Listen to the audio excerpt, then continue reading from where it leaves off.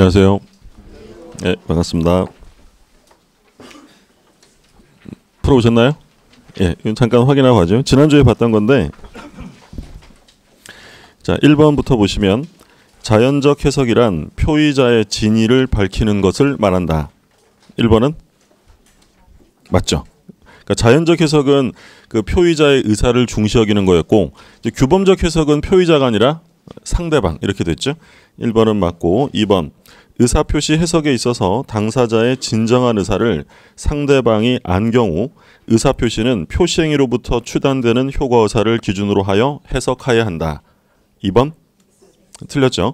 그러니까 지금 2번은 이제 판례 입장인데 여기서 지금 뭐라고 됐냐면 당사자의 진정한 의사를 상대방이 안 경우라고 돼 있죠. 만약에 몰랐다면 어떻게 돼요? 몰랐다면 그때는 표시죠. 알지 못했다면 표시행위로부터 추단되는 효과의사지만 지금 나온 것처럼 알고 있다면 뭐가 중요한 거예요? 의사. 내심의 의사에 따라야 됩니다. 2번은 틀렸고 3번 매도인이 자기 소유 X토지에 대하여 매수인과 매매계약을 체결하였으나 X토지의 지번 등의 착오를 일으켜 Y토지에 관하여 매수인 명의로 이전 등기를 해주었다면 Y토지에 관하여 격려된 이전 등기는 유효하다. 자, 이건 뭐에 관한 판례예요? 차고 써 있다고 차고에 관한 문제는 아니고, 예. 오표시 무예 원칙이죠. 오표시 무예. 그러니까 중요한 건 당사자가 무엇을 계약한 거예요? X토지인데 표시를 잘못해서 Y라고 했다는 거죠. Y 등기가 넘어갔다. 그럼 이때는 Y 등기는 유효예요, 무효? 무효죠. 그러니까 중요한 건 당사자 합의지 표시가 중요한 것이 아니다. 그러니까 오표시 무예 원칙의 전형적인 판례입니다. 여기서 차고 취소 이런 말 나오면 안 된다 그랬어요. 이건 지금 의사와 표시가 불일치한 겁니까? 일치한 겁니까? 일치죠. X토지에 대해서 의사는 완전히 일치가 된 거예요. 착오의 문제는 생기는 것이 아니다라고 했고 4번 3번은 결국 오해 X에 그러면 틀린 거죠. 4번 진이 아닌 의사표시는 내심적 효과의사와 표시상의 효과의사가 불일치하는 상태이므로 그 효력은 무효이다. 4번 틀렸죠. 비진이 표시는 원칙적으로 유효하죠. 언제 무효가 된다고 했냐면 상대방이 진이 아님을 알았거나 알 수 있었을 때 무효가 되고요. 자, 5번 진이 아닌 의사표시에 있어서의 진이란 특정한 내용의 의사표시를 하고자 하는 표의자의 생각을 말한다. 5번 맞죠? 중요한 점은 진이라는 것은 진정으로 바라는 것, 원하는 것을 의미하는 것이 아닙니다. 바라는 게 아니라 이 특정의 의사표시를 할 생각, 이게 바로 진이라고 있고, 그 다음에 6번 전체 공무원이 일괄 사표를 제출함에 따라 공무원 갑도 함께 사직서를 제출한 경우 갑의 내심의 의사는 사직할 뜻이 아니었으므로 사직서 제출은 무효이다. 왜 틀린 거죠? 공무원이에요. 그죠? 공무원이 사직서를 내는 건 사법행위가 아니라 공법행위죠. 공법행위이기 때문에 표시하면 언제나 유효하다라고 했죠. 그래서 유효입니다. 틀렸고 7번. 자, 7번부터 9번은 뭐라고 되냐면 갑은 강제 집행을 면하기 위하여 을에게 토지를 가장양도하였다. 뭐에 관한 문제가 나온 거예요? 통정오해 표시죠. 가장양도했으니까 자 7번 갑은 을에게 그 토지의 반환을 청구할 수 없다. 틀렸죠.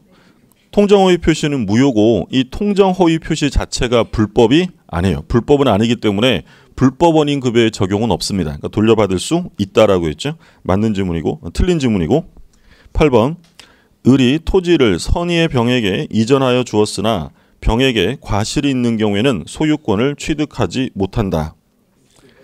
8번 틀렸죠. 그러니까 8번에서 말하고자 하는 건 뭐예요? 그렇죠. 그러니까 보호되는 제3자는 선의이면 충분하지 무과실까지 요건으로 하지는 않는다라는 거죠.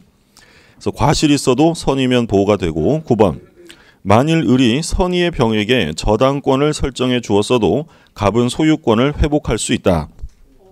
그렇죠. 그러면 선의자는 이제 저당권을 취득하는 거고 소유권은 갑에게 회복이 되는데 다만 이제 뭐가 달린 상태로 복귀가 된다고 했어요?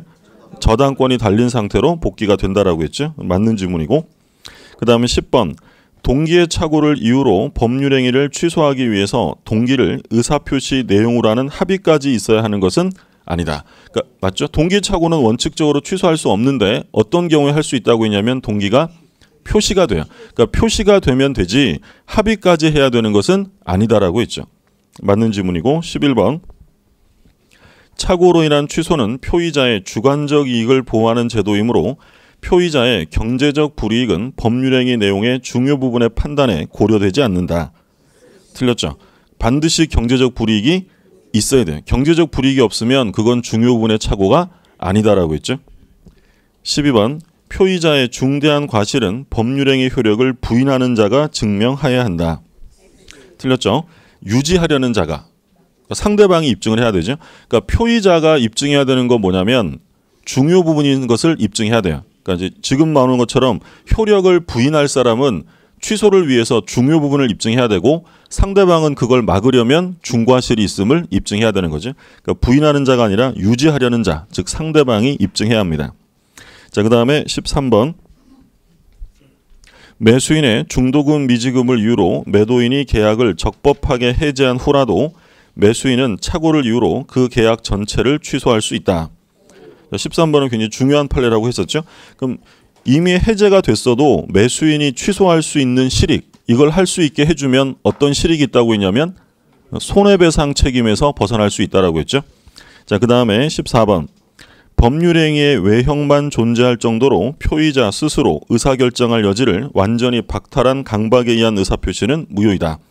그렇죠. 그러니까 강박이 무효가 되기 위한 요건이에요. 그러니까 의사결정의 자유가 제한되는 정도면 취소 사유고 제한이 아니라 지금 뭐라고 되어 있냐면 박탈, 상실 이렇게 되었다는 거죠. 이러면 무효가 됩니다. 15번 제3자의 사기로 인하여 매매계약을 체결하여 손해를 입은 자가 제3자에 대해 손해배상을 청구하기 위해서는 먼저 매매계약을 취소하여야 한다. 틀렸죠. 취소하지 않고도 손해배상 책임을 물을 수 있다. 그럼 만약에 취소를 하면 불법행위 손해배상 이외에 어떤 문제가 하나 더 생긴다고 그랬어요? 취소를 했으니까. 이미 준 건 다 뭐가 돼? 부당이득. 그럼 취소를 하면 불법행위 손해배상과 부당이득 반환이 문제가 되는데 그럼 이런 경우에는 둘 다 할 수 있어요? 둘 중에 하나 선택해야 돼요. 선택적으로 행사해야 한다라고 했죠.